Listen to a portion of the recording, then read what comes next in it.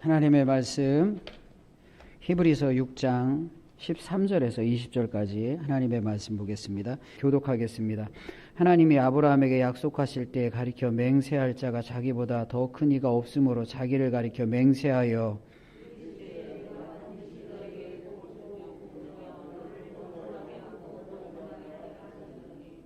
그가 이같이 오래 참아 약속을 받았느니라.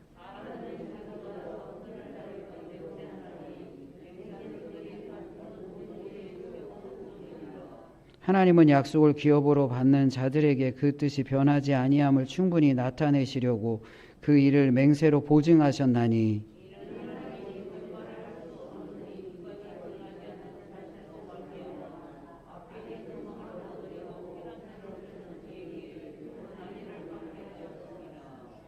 우리가 이 소망을 가지고 있는 것은 영혼의 닷 같아서 튼튼하고 견고하여 휘장 안에 들어가나니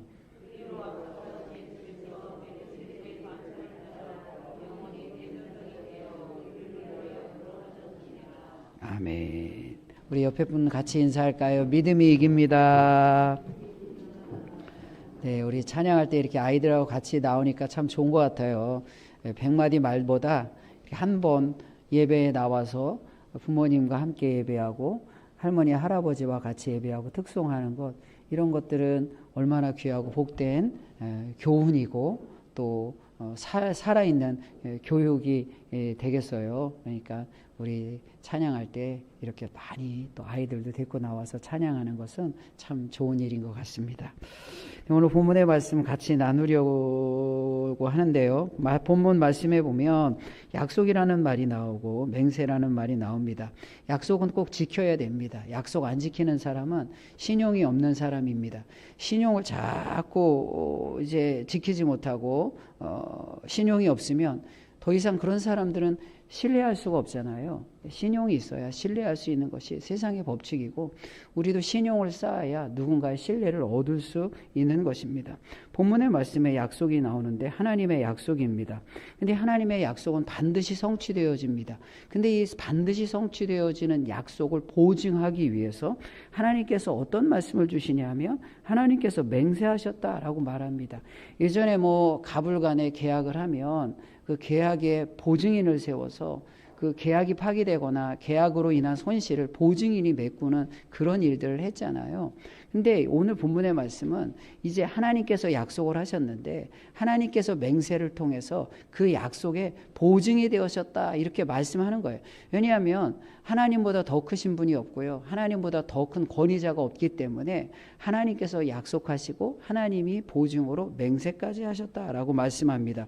그래서 오늘 본문의 말씀 13절, 16절, 17절 말씀입니다. 하나님이 아브라함에게 약속하실 때 가리켜 맹세할 자가 자기보다 더 큰 이가 없으므로 자기를 가리켜 맹세하여 16절 사람들은 자기보다 더 큰 자를 가리켜 맹세하나니 맹세는 그들이 다투는 모든 일의 최후 확정이니라. 17절 말씀입니다. 하나님은 약속을 기업으로 받는 자들에게 그 뜻이 변하지 아니함을 충분히 나타내시려고 그 일을 맹세로 보증하셨나니 이렇게 말합니다. 하나님의 약속을 하나님 스스로 맹세하여 보증이 되셨다 말씀합니다. 하나님이 최후의 확정이시고요. 최고의 권위자시고 그리고 최종적 권위자이시기 때문에 하나님 스스로 맹세하여 하나님의 약속이 반드시 이루어지는 것을 우리에게 보여주고 있는 거예요. 그래서 성경에서도 보면 구약의 아브라함도 하나님을 두고 맹세를 하거든요. 창세기 14장 22절 말씀에 보면 하나님 여호와께 내가 손을 들어 맹세하노니 이런 표현이 있고요. 하나님을 가리켜 내게 맹세하라 이런 말들이 있어요. 그러니까 하나님이 모든 약속의 최종적 권위자고 하나님을 들어서 맹세할 때 그 약속은 반드시 이루어지는 것인데 하나님은 스스로 우리에게 약속을 주시고 그 약속의 보증으로 스스로 맹세하셨다라고 이야기합니다. 그러면서 오늘 본문의 말씀은 아브라함의 예를 우리에게 알려주고 있습니다. 13절 14절 말씀에 보면 하나님이 아브라함에게 약속하실 때 가리켜 맹세할 자가 자기보다 더 큰 이가 없으므로 자기를 가리켜 맹세하여 이르시되 내가 반드시 너에게 복 주고 복을 주며 너를 번성하게 하고 번성하게 하리라 하셨더니 그리고 15절 말씀 그와 같이 오래 참아 약속을 받았느니라 이렇게 말합니다. 하나님이 약속을 주셨고 그 약속이 반드시 이루어져서 아브라함이 그 약속을 받았다고 말하는데 이 말씀은 구약의 창세기 22장의 말씀을 인용하는 거예요. 이삭을 하나님 앞에 드렸더니 하나님께서 다시 이삭을 주시면서 이 말씀을 주세요. 너 복 줄 것이다. 번성할 것이다. 다시 한번 하나님의 언약을 확증하여 보여주면서 이 약속대로 이삭을 통해서 하나님의 놀라운 축복이 이루어질 것을 말씀하고 있는 거예요. 그 말씀을 인용하면서 아브라함도 이렇게 하나님의 약속을 기다리고 오래 참아서 하나님의 약속을 받았다. 약속이 이루어지는 것을 받았다라고 이야기합니다. 그러니까 하나님께서 그 약속을 이루시는 것은 단순히 오늘 본문의 말씀에 아브라함이 오래 참았다 이런 말이 나오기는 하지만 아브라함이 오래 참은 것이 약속의 성취의 근거가 되어지는 것이 아니라 하나님의 성품, 하나님의 어떠하심, 하나님이 약속을 하시고요. 스스로 보증이 되어 주시사 맹세하신 그 하나님의 변하지 아니하심이 하나님의 약속의 성취의 근거가 되어진다라고 말하는 거예요. 그래서 이어지는 말씀에 보면 어떤 말씀이 또 있죠? 18절 말씀을 보세요. 18절 말씀은 이렇습니다. 이는 하나님이 거짓말을 하실 수 없는 이 두 가지 변하지 못할 사실로 말미암아 앞에 있는 소망을 얻으려고 피난처를 찾는 우리에게 큰 안위를 받게 하려 하심이라 이렇게 말해요. 하나님을 설명하는데 하나님이 거짓말을 하실 수 없는 이 두 가지 변하지 못할 사실 이렇게 말해요. 변하지 않는 두 가지 사실은 무엇을 말해요? 앞에서 이야기하는 하나님의 약속과 하나님의 맹세를 말하는데 그 맹세와 약속이 반드시 성취되어진다. 이유가 뭐냐 하면 하나님은 거짓말을 못하신다라고 이야기합니다. 그래서 계속해서 이어지는 말씀은 뭐냐 하면 하나님의 약속이 성취되어지는 근거와 이유는 단순히 아브라함의 성품, 아브라함이 오래 참았다. 그래서 우리가 오래 참으면 하나님의 약속을 받을 수 있다. 물론 오래 참아야 하나님의 약속을 받지요. 아브라함도 오래 참았잖아요. 그러나 근본적으로 궁극적으로 약속의 성취의 이유와 근거는 우리의 성정, 우리가 오래 참는다. 누구는 오래 참지 못한다. 누구는 뭐 더 길게 참고 누구는 뭐 더 많이 인내하고 이런 거에 의해서 차이가 나는 것이 아니라 하나님의 성품에 근거한다라는 것을 말씀하는 거예요.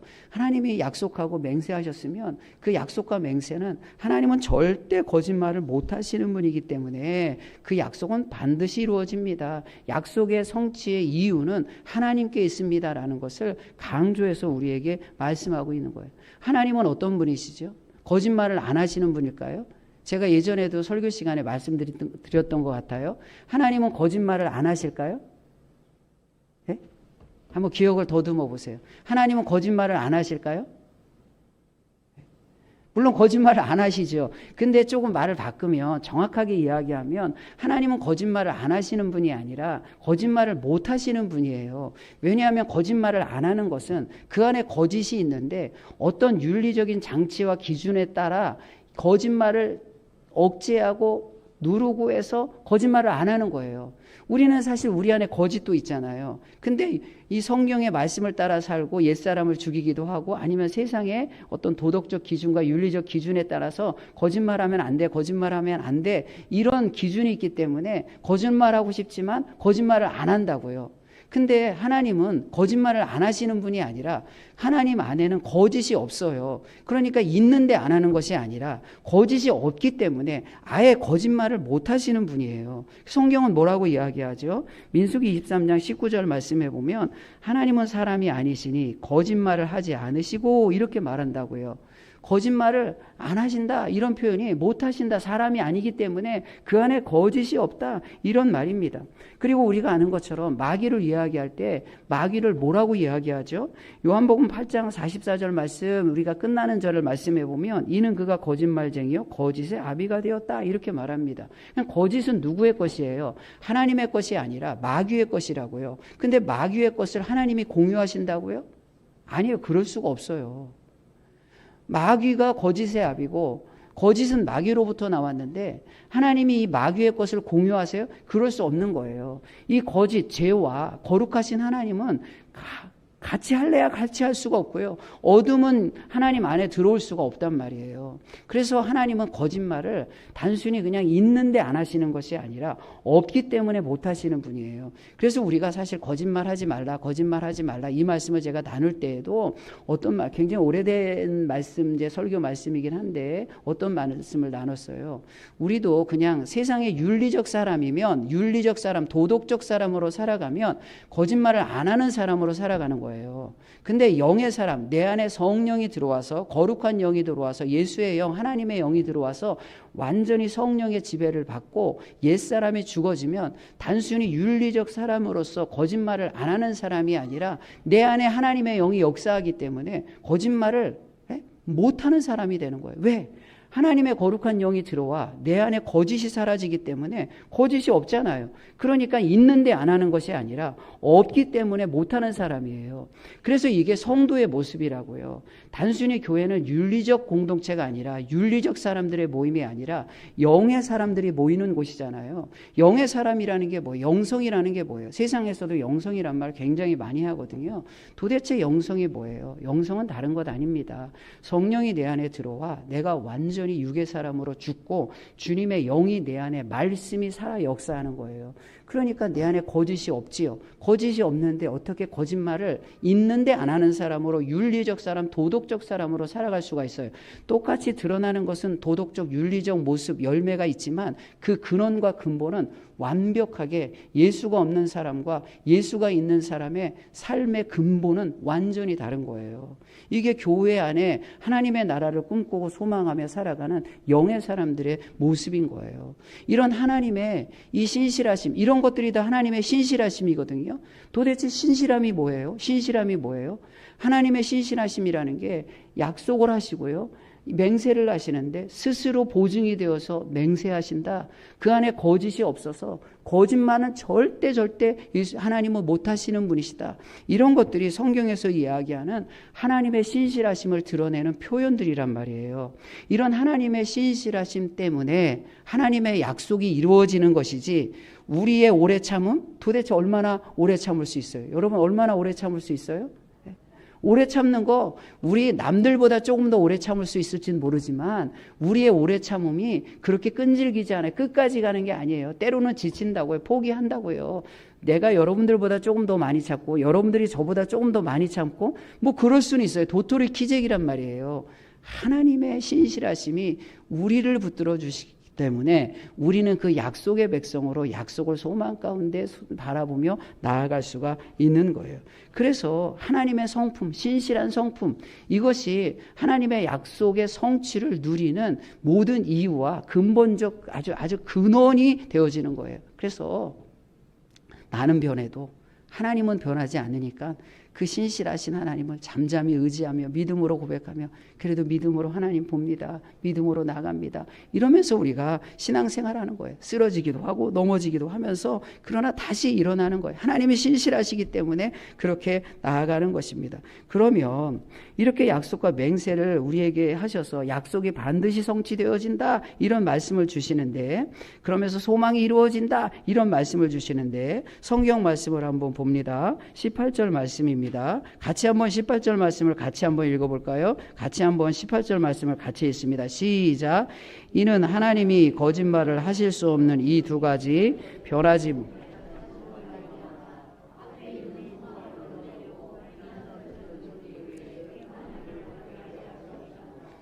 거짓말을 할 수 없어요. 하나님이 신실하세요. 신실하신 하나님을 바라보며 소망을 얻으려고 피난처를 찾는 거예요. 우리가 하나님 안에서 신실하신 하나님을 바라보면서 소망 가운데 계속해서 나가는 거예요. 그럴 때에 18절 말씀에 보면 우리에게 큰 안위를 받게 하려 하심이라, 이렇게 말합니다. 신실하신 하나님으로 말미암아 그 하나님을 바라보며 나아갈 때, 안위라는 것은 위로입니다. 위로. 하나님의 위로가 있는 거예요. 우리 쓰러지고 넘어지죠. 도대체 뭐 얼마나 오래 참겠어요? 오래 참는 거요, 그거 다 한도가 있어요. 여러분, 그 한도의 정도가 사람마다 조금씩 다를 뿐이죠. 우리 그렇게 오래 못 참아요. 그렇게 끈기 있지 않단 말이에요. 그러나 하나님을 바라보고 신실하신 하나님을 바라볼 때 하나님이 어떻게 해요? 소망을 얻으려고 피난처를 찾는 우리 하나님 안에서 피난처를 찾고 소망 가운데 나아가는, 소망을 바라보며 나아가는 우리에게 하나님께서 어떻게 해요? 안위하신다. 위로를 주신다. 그래, 잘하고 있어. 그래, 조금만 더 참아. 그래, 내가 너 이루어질 거야. 이 약속 반드시 성취되어질 거야. 하나님께서 우리에게 계속해서 위로를 주신다. 이렇게 오늘 본문의 말씀에서 이야기하는 거예요. 아멘이요? 아멘? 네. 그러면 오늘 본문의 말씀에서 이야기하는 소망이 뭘까요? 아니, 오늘 본문의 말씀에서 사실 이 말씀이 가장 중요한 말씀이거든요. 이제 앞에서 구약의 이야기들을 하면서 아브라함의 이야기를 하고 하나님께서 약속을 주셨다, 맹세하셨다, 하나님의 맹세가 스스로 보증이 된다, 이런 말씀은 하나님이 신실하시다. 그러니까 약속은 반드시 이루어진다. 너희들에게 소망이 있다. 그 소망은 이루어질 것이다. 이것을 말하는 거거든요. 그러면 오늘 본문의 말씀에서 이야기하는 소망이 뭘까요? 물론 성경에서 소망이라는 말이 굉장히 많이 나와요. 신약 성경에만 해도 한 50번 넘게 소망, 명사로만 소망이라는 말이 나오거든요. 소망이라는 말이 성경에 굉장히 많이 나온다고요. 근데 그 소망이 그 문장과 성경 안에서 다양한 의미로 우리에게 다가오잖아요. 그래서 성경을 읽을 때 그냥 소망이라는 단어 자체를 묵상하는 것이 아니라 그 문장 안에서, 그 성경 안에서 우리에게 전달되어지는 소망의 의미가 무엇인지를 전후 문맥을 통해서 묵상하고 그 의미를 발견하고 삶에 적용해야 되는 거죠. 이게 성경을 읽는 방식이고 묵상을 하는 방식이에요. 그러면 오늘 본문의 말씀에서 이야기하는 소망이 무엇일까요? 19절 말씀을 보세요.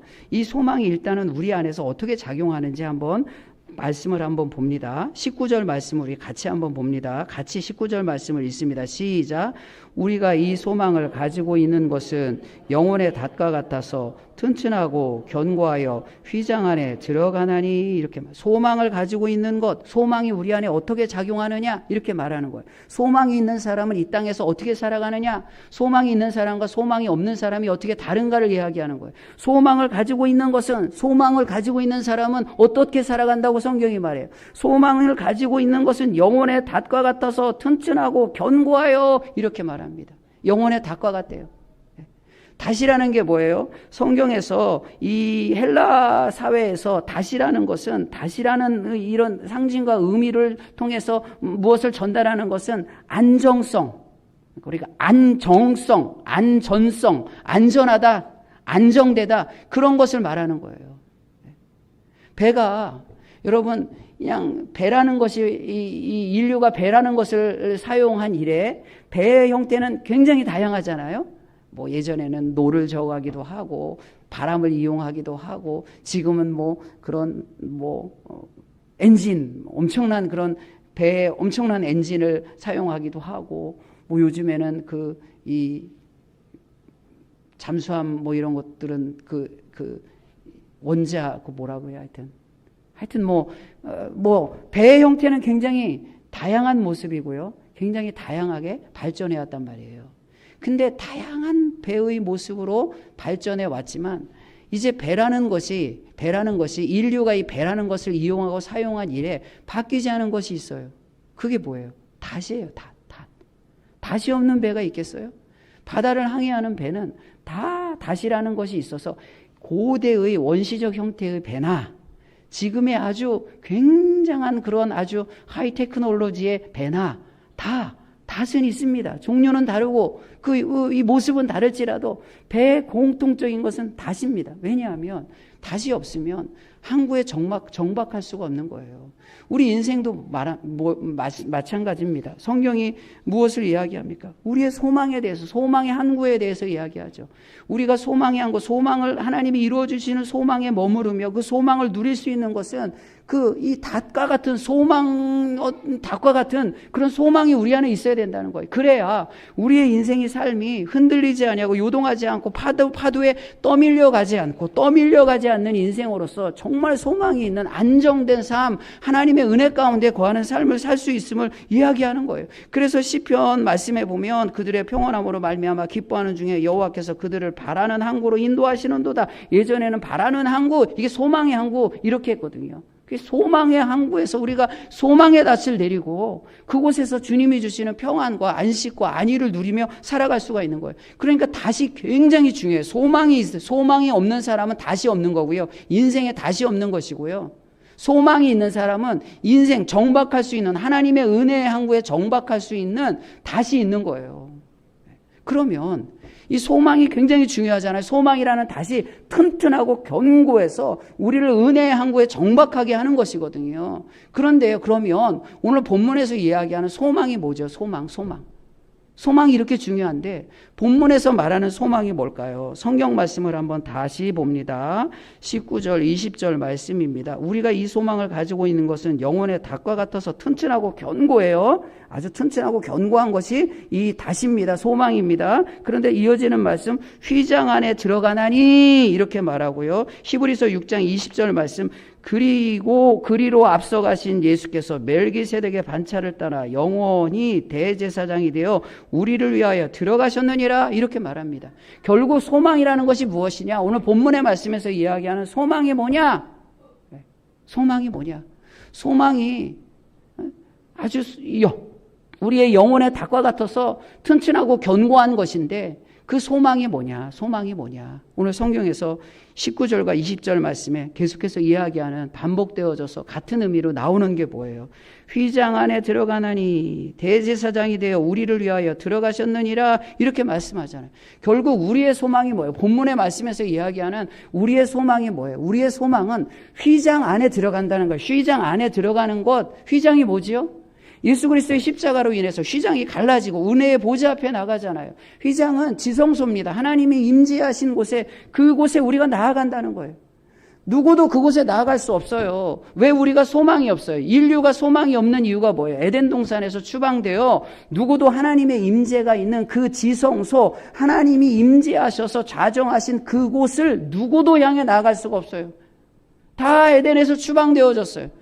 하나님을 상실했다고요. 주님의 임재 가운데 들어가 주님과 교제하며 연합하는 삶을 상실했어요. 이게 소망이 없는 인류의 모습이라고요. 왜 사람들이 절망합니까? 왜 우리가 절망합니까? 우리가 절망하는 이유는 아버지 하나님을 잃어버렸다고요. 제가 새벽기도 때에도 말씀드렸잖아요. 아이가 놀이동산에 갔단 말이에요. 놀이동산 너무너무 좋은 거예요. 너무너무 놀이동산이 재밌어요. 막 우리나라 놀이동산 아니면 저기 막 미국의 그 디즈니랜드 이런 데 갔다고 생각해 보세요. 얼마나 재밌어요. 근데 거기서 놀다 보니까 아버지를 잃어버렸네.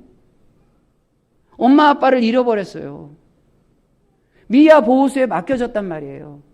그럼 어떻게 해요? 놀이동산이 아무리 좋아도요. 이 아이가 그 놀이동산이 좋겠어요?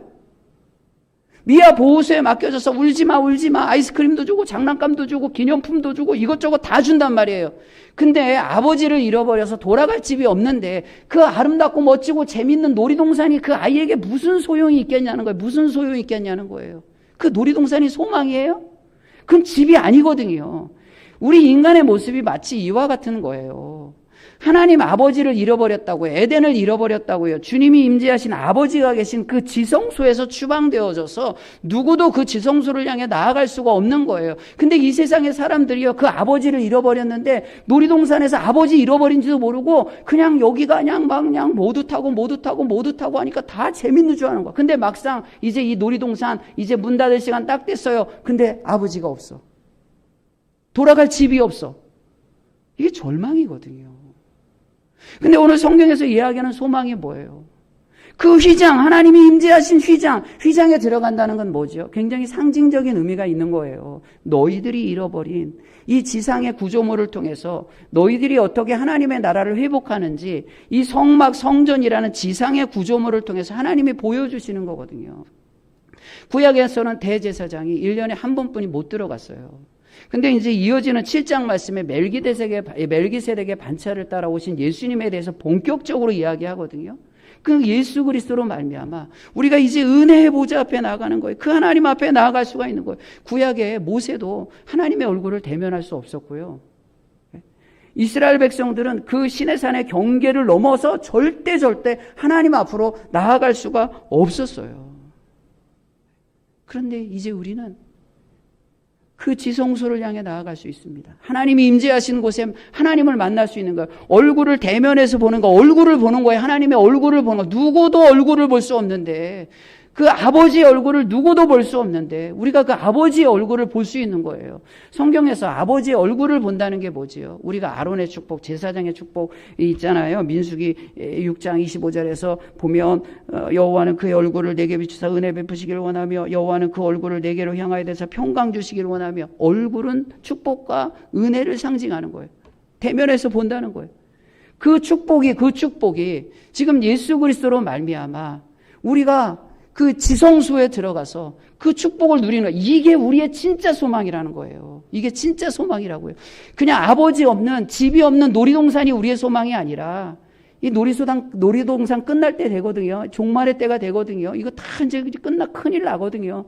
이제 문 닫을 시간이에요. 집에 갈 시간이에요. 근데 아버지가 없어. 집이 없어. 아버지가 계신 그 지성소에 누구도 못 들어가요. 우리의 소망이 바로 휘장을 지나 지성소에 들어가는 것. 이게 진짜 소망이라고요. 여러분의 소망이 뭐예요? 우리의 소망이 뭐예요? 성경 말씀을 한번 볼게요. 시편 24편 6절 말씀입니다. 이는 여호와를 찾는 족속이요 야곱의 하나님의 얼굴을 구하는 자로다라고 이야기합니다. 시편 기자가 다윗이 여호와를 찾고 하나님을 간절히 소망하면서 노래하잖아요. 근데 뭐라고 노래하냐면 야곱의 하나님의 얼굴을 구하는 자로다 이렇게 말합니다. 하나님의 얼굴을 구하는 거예요. 하나님의 얼굴을 구하는 게 이 하나님을 대면하고 만나고 교제하고 하나님의 임재 가운데 나아가는 거거든요. 이게 소망이거든요. 근데 이 시편에서 왜 하나님의 얼굴을 구한다라고 이야기할 때 야곱의 하나님의 얼굴을 구한다라고 이야기할까요? 왜 야곱의 하나님일까요?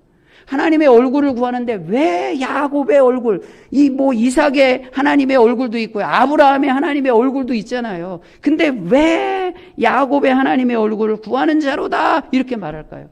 야곱과 관련되어져서 얼굴이라는 단어가 나오는 성경 구절 있잖아요. 어디입니까? 약복강의 사건이죠. 창세기 32장 30절 말씀입니다. 그러므로 야곱이 그곳 이름을 분이엘이라 하였으니 그가 이르기를 내가 하나님과 대면하여 보았으나 내 생명이 보존되었다 함이더라. 분이엘. 파님이라는 말과 엘이라는 말이 합쳐져서 분이엘, 그래서 하나님의 얼굴이거든요. 내가 하나님과 대면, 이런 대면도 히브리 말로 얼굴이나 파님이란 말이 2번 나와요. 파님, 엘파님 해서 얼굴이란 말이니까 그러니까 계속 약복강의 사건은 얼굴을 강조하는 거예요. 하나님의 얼굴을 봤다는 사실을 계속해서 강조하는 거예요. 약복강. 왜요? 에서를 피해서 외삼촌 집에 도망갔다가 다시 가나안 땅에 들어오는데 그 가나안은 야곱에게 어떤 장소예요? 도망가다 베델에서 하나님을 만났어요. 루스에서 하나님을 만나고 이름을 베델이라고 이름을 고쳤어요. 베델은 하나님의 집이에요. 하나님의 사자가 오르락 내리락 하는 것을 보고 내가 돌아오면 이곳에서 11조가 하나님을 예배하겠습니다. 여기 하나님의 집입니다. 베델입니다. 이렇게 했다고요. 도망갔어요. 약복강을 건너 다시 하나님의 집, 주님의 임재가 있는 그 휘장을 지나서 약복강 이방의 경계를 넘어서 이방과 가나안 땅의 경계를 넘어 하나님의 집으로 들어오는 거예요. 하나님의 집 휘장 안으로 들어오기 위해서 어떻게 해야 돼요? 휘장 안에 들어오려면 하나님의 얼굴을 보는데요. 하나님의 얼굴을 본다는 건 죽음을 이야기하는 거예요. 그러니까 그곳에서 씨름하여 환도뼈가 깨지는 옛사람 속이는 자 야곱으로서의 환도뼈가 깨어지고 이스라엘로 그 인생과 삶이 완전히 바뀌어서 이제 그 휘장을 지나 진짜 소망의 땅으로 들어가는 베델로 들어가는 하나님의 축복의 사람으로 야곱이 완전하게 변화되어지는 거예요. 그래서 에서를 만난다고요. 에서를 만나면서 뭐라고 이야기해요? 왜 처음 듣는 것처럼 보세요. 제가 창세기 설교할 때 다 했던 건데. 창세기 33장 10절 말씀이에요. 우리 같이 이 말씀 같이 읽어볼게요. 같이 이 말씀 읽습니다. 시작. 야곱이 이르되 그렇지 아니하니이다. 내가 형님의 눈앞에서 은혜를 입었사오면 청하건대 내 손에서 이 예물을 받으소서. 내가 형님의 얼굴을 배운즉 하나님의 얼굴을 본 것 같사오며 형님도 나를 기뻐하심이니이다. 형님을 딱 만났어요. 약복강을 건넜다면 하나님의 얼굴을 보고 환도뼈가 깨지고 야곱에서 이스라엘이 되어지는 거죠. 이스라엘로 들어왔는데 지금 죽음의 그림자가 죽음의 장벽이 야곱의 앞을 가로막고 있는 거예요. 에서는 죽음을 상징한단 말이에요. 에서를 만나면 죽는 거란 말이에요. 근데 죽음을 상징하는 죽음의 장벽이 이 베델 하나님의 은혜의 땅에 들어갈 때 가로막고 있어요. 그런데 만나는 순간 어떻습니까? 야곱이 뭐라고 고백합니까? 내가 형님의 눈앞에서 은혜를 입었사오면 은혜라는 말이 창세기 33장 이 전후에서 계속해서 나오거든요. 그러면서 뭐라고 이야기하냐면 이 예물을 받아서도 내가 형님의 얼굴을 배운 즉 하나님의 얼굴을 본 것 같다라고 말합니다. 무슨 말이에요? 아이고 형님 좀 잘 봐주세요. 아부하는 거예요? 그게 아니라 죽음의 얼굴, 에서의 얼굴, 죽음의 장벽을 대면했는데 이미 약복강을 통해서 내 옛사람이 죽어지고 야곱이 죽어지고 분이엘 하나님의 얼굴을 대면하여 새 사람으로 들어와서 그 죽음의 장벽을 마주하니 그 죽음의 얼굴이 에서의 얼굴, 죽음의 얼굴이 아니라 은혜가 있다는 거예요. 그 죽음을 넘어간다는 거예요. 에서를 넘어간다는 거예요. 그래서 하나님의 얼굴을 봅니다라고 믿음의 고백을 하는 거지요. 야곱이 속이는 자로 형님에게 그냥 막 손이 발이 되도록 빌어서 아이고 하나님 얼굴 보는 것 같아요. 이거 망령된 거죠. 진짜 그런 마음으로 했다면. 이게 지성소에 들어가는 거예요. 이게 은혜라고. 이게 우리의 진짜 소망이라고요. 우리가 꿈꾸는 소망이라고요. 우리가 하나님의 나라를 그렇게 바라보고요. 이 땅에서도 그런 지성소에 들어가며 주님의 은혜를 누리며 나아가는 거예요. 주님의 은혜를 누리는 거예요. 그런데 이것이 오늘 본문의 말씀에서 어떻게 이루어졌다라고 이야기합니까? 감히 우리가 들어갈 수 있어요? 그 베델을 향해 나아갈 수가 있어요? 못 들어가요. 누구도 못 들어가요. 근데 이 소망이 하나님으로 말미암아 성취되어져요. 근데 어떻게 성취되어진다고 오늘 성경이 이야기해요? 20절 말씀입니다. 그리로 앞서가신 예수께서 멜기세덱의 반차를 따라 영원히 대제사장이 되어 우리를 위하여 들어가셨느니라 이렇게 말합니다. 예수님이 먼저 대제사장으로 1년에 한 번씩 구약에서는 대속죄일에 예수님이 들어가신단 말이에요. 아니, 대제사장이 속죄일에 들어가는데 그 속죄일에 들어가는 대제사장은 예수님을 예표하는 구약의 어떤 모형이란 말이에요. 근데 예수님이 이제 그런 육신을 입고 온 그런 아론의 후손이 아니라 멜기세덱의 반차를 따라온 예수님이 대제사장으로 우리를 대신해서 십자가의 보혈로 휘장이 찢어지는 십자가의 사건을 통해서 먼저 들어가신 거예요. 그러니까 우리는 그 예수 그리스도의 공로를 힘입어 우리도 들어가는 거예요. 이게 우리의 진짜 소망이라고요. 그래서 오늘 본문의 말씀에 예수님이 들어가셨다라는 것은 단순한 과거의 이례적 사건을 의미하는 단 한 번의 사건을 말하는 것이고요. 우리도 들어간다 이것은 뭐냐면 이 헬라어 이게 막 그냥 시제가 어려운데 두 가지 의미가 있어요. 종말에 우리가 장차 들어갈 것이다.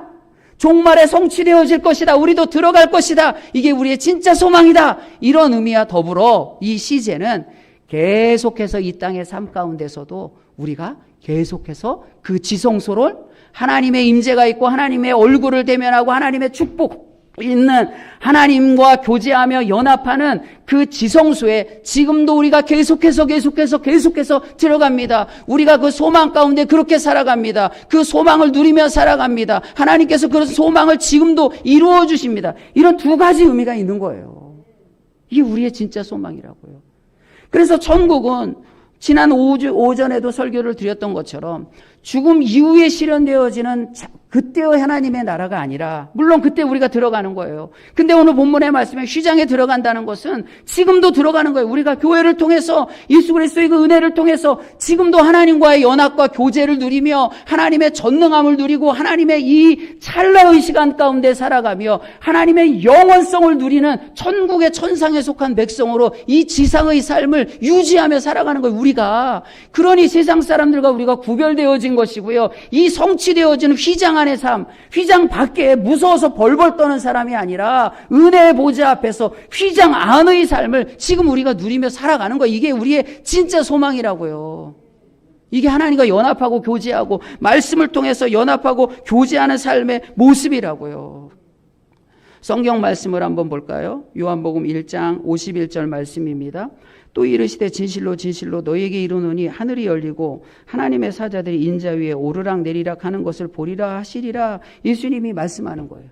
그런데 이 말씀이 구약의 똑같은 말씀이 성경에 어디 나올까요? 창세기 28장 12절 말씀. 꿈에 본즉 사닥다리가 땅 위에 서 있는데 그 꼭대기가 하늘에서 닿았고 하늘에 닿았고 또 본즉 하나님의 사자들이 그 위에서 오르락 내리락 하고 이렇게 말하잖아요. 베델에서 야곱이 본 환상인데 하나님의 사자들이 그 위에서 오르락 내리락 한다는 거예요. 그래서 그곳이 베델이 되어진 거예요. 근데 예수님이 공생의 삶을 시작하고 세례를 받으시면서 예수님이 뭐라고 말씀해요? 너희에게 이르노니 하늘이 열리고 하나님의 사자들이 인자 위에 오르락 내리락 한다는 거예요. 오르락 내리락. 베델에서 오르락 내리락 했던 하나님의 사자가 인자 위에 예수님이 오르락 내리락 한다고 해요. 왜요? 왜 이 구약의 사건을 예수님이 인용하면서 말씀해요? 베델이 어떻게 성취되어지느냐?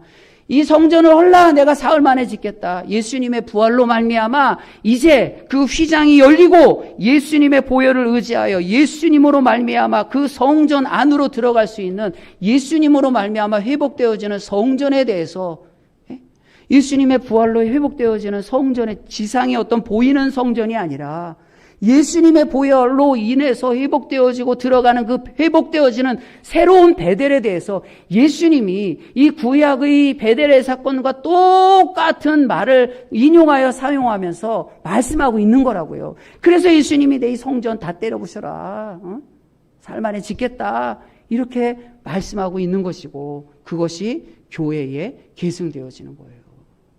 그런데 야곱은 어떻게 했어요? 약복강을 건너왔잖아요. 약복강을 건너와서 베델로 가야 되거든요. 베델에 가서 하나님을 예배하고 11주도 드리고 예배하고 하나님의 말씀을 지켜야 되는데 중간에 딱 세잖아요. 삼천포로 세잖아요. 어디로 세요? 숫곳에 딱 세갖고 자기를 위하여 집을 짓고 가축을 위하여 우리간을 지었다. 베델 하나님의 집이란 말인데요. 그 집을, 하나님의 집을 지어야 할 이스라엘이 야곱의 속성을 버리지 못하고 죽음의 강 약복강을 넘어 에서를 극복하고 들어왔음에도 불구하고 중간치기 하는 거예요. 삼천포로 빠져서 숫곳에서 자기를 위해서 자기 집을, 하나님을 위한 집이 아니라 자기를 위한 집을 짓고 가축을 위한 집을 지니까 세겜에서 디나가 굉장히 엄청난 공경을 처하고 굉장히 심각한 어려움을 겪잖아요. 그 일을 겪은 후에 야곱이 깨닫고 베델에 올라가겠습니다. 베델에 가서 예배하잖아요. 무엇을 말해요? 우리의 소망이 뭐예요? 우리의 소망이 뭐예요? 우리가 삼천포로 빠지면 안 되거든요. 세상이 우리의 소망이 아닙니다.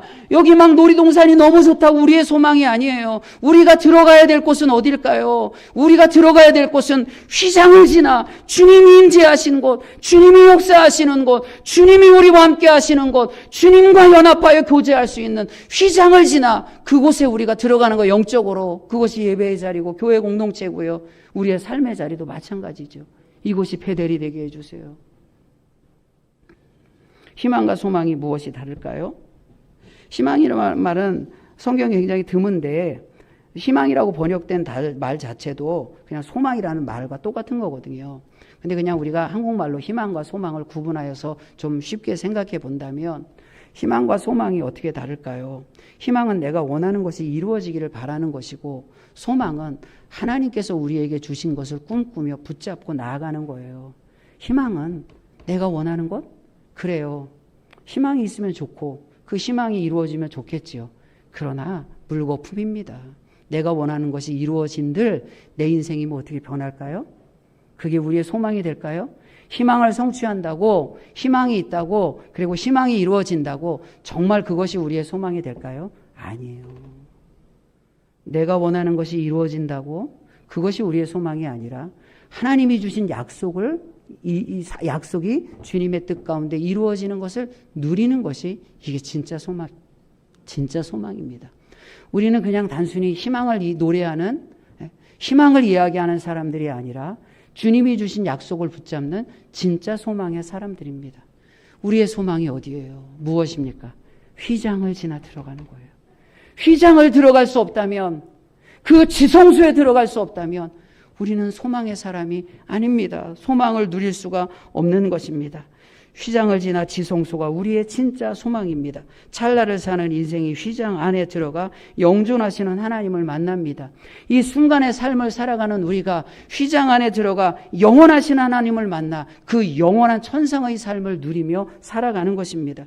유한한 인간이 휘장 안에 들어가 무한하신 하나님을 만나 교제하며 연합하는 거예요. 그래서 그 하나님의 무한하신 능력을 의지하며 이 유한한 세상 가운데 하나님의 무한이 무엇인지를, 전능이 무엇인지를 믿음으로 보여주며 사는 것입니다. 죄인이 어떻게 휘장 안에 들어가 거룩하신 하나님을 만나며 그분과 연합할 수 있겠습니까? 그러나 우리 먼저 들어가신 예수 그리스도로 말미암아 그 휘장 안은 진정한 우리의 소망이 되었고요. 우리는 그 소망을 향해 나아갈 수가 있는 것입니다. 사랑하는 전주화산교회 성도 여러분, 믿음으로 예수 그리스도를 믿는 믿음으로 이제 우리가 휘장 안을 들어가는 그런 여러분의 삶에서도 그래 나는 휘장 안에 속했어. 난 이 휘장 안에 들어갈 수가 있어. 그 하나님의 임재에 하신 주님이 자정하신 이곳에 들어가 주님과 교제하며 연합하며 하나님의 거룩함을 덧입는 천국의 백성이 되었어. 이것이 우리의 소망이며 날마다 우리의 삶 가운데서도 그 휘장을 누리고 휘장 안을 향해서 담대히 은혜의 보좌 앞에 나가는 저와 여러분 우리 모두가 되기를 축복하고 축원합니다. 하나님 감사합니다. 우리가 에덴에서 쫓겨나 정말 이 죽음의 땅, 가시와 엉겅퀴가 나는 땅에 사는 이 소망이 없는 인간입니다. 그러나 하나님, 우리를 주님의 은혜 가운데 불러주시사 우리보다 먼저 이 휘장 안에 들어가신 예수 그리스도로 말미암아 이 가시와 엉겅퀴가 나는 광야를 넘어 주님이 임재하시는 그 에덴을 다시 회복하게 하여 주시고 그 휘장 안의 하나님의 거룩함과 하나님의 영원함을 누리며 살 수 있도록 허락하여 주시니 감사합니다. 하나님, 이 세상이 우리의 소망이 아니라 세상을 지나 그 지성소 휘장 안으로 들어가는 삶이 우리의 진정한 소망인데 하나님, 우리가 그 휘장 안을 늘 소망 가운데 바라보며 이 땅에서도 주저하지 않고 담대히 걸어 들어가 주님의 은혜를 누릴 수 있도록 인도하여 주시옵소서. 예수님의 이름으로 기도하옵나이다. 아멘.